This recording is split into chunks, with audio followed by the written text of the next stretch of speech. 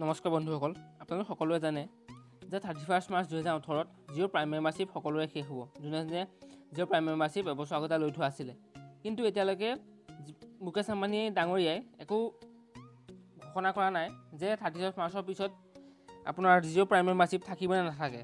তাৰ বাবে আমি সংকট ভুগিছোঁ আৰু এই দুদিনতে মানতে চাগে তেওঁ এইটো ঘোষণা কৰিব পাৰে, কিন্তু এতিয়ালৈকে কোনো কৰা নাই।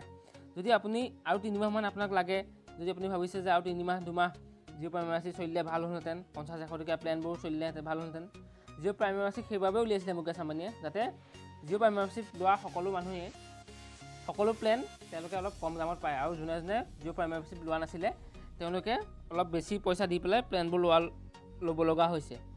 যদি আপোনাক আকৌ 3-4 মাহৰ বাবে জিঅ' প্ৰাইম মেম্বাৰশ্বিপ বিচাৰিছে, তেনেহ'লে আপোনালোকে এটা কাম কৰিব পাৰে, এটা সুবিধা আছে যে আপোনাৰ যদি এপ্ৰিলৰ বা মে' মাহত আপোনাৰ এতিয়া যোনটো অফাৰ, যোনটো পেক চলি আছে, সেই পেকটো যদি শেষ হ'ব, আপুনি এতিয়া ৰিচাৰ্জটো কৰি থ'ব পাৰে। যদি আপুনি এতিয়া ৰিচাৰ্জ কৰি থৈ ভাবিব চাগে মোৰতো শেষ হ'ব মে'তহে, মই এতিয়া ৰিচাৰ্জ কৰিলে মোৰতো লছ হ'ব। নহয়, আপোনাৰ কোনো লছ নহয়। আপোনাৰ যদি ধৰি লওক এপ্ৰিলৰ 18 তাৰিখে আপোনাৰ জিঅ'ৰ এতিয়া চলি থকা অফাৰটো শেষ হ'ব, তাৰ পিছৰ দিনাৰ পৰাহে আপুনি এইটো অফাৰ লাভ উঠাব পাৰিব, আৰু তেতিয়া আপোনাৰ 84 ডেইজৰ বাবে ইফালে এপ্ৰিলৰ 17 পৰা এপ্ৰিলৰ পৰা মে'ৰ পৰা জুনৰ পৰা জুলাইলৈকে আপুনি 3.5 মাহ আপুনি অফাৰটো পাই যাব।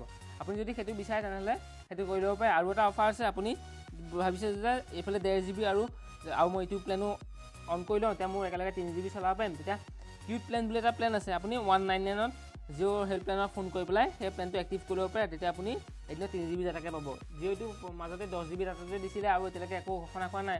যদি ঘোষণাটো কৰে আমি নিশ্চয় সুখী হ'ম। কিন্তু আৰু আপোনাৰ বহুত ভিডিঅ' ইণ্টাৰনেটত পাব চাগে যে জিঅ'ৰ ওপৰত কেছ হৈছে, জিঅ' বন্ধ হ'ল, মুকেশ আম্বানীয়ে এতিয়া জিঅ' বন্ধ কৰিব। এইবোৰ সকলো ফাঁকি, আপোনালোকে এই ভিডিঅ'বোৰত গুৰুত্ব নিদিব আৰু সেই ভিডিঅ'বোৰ নাচাব।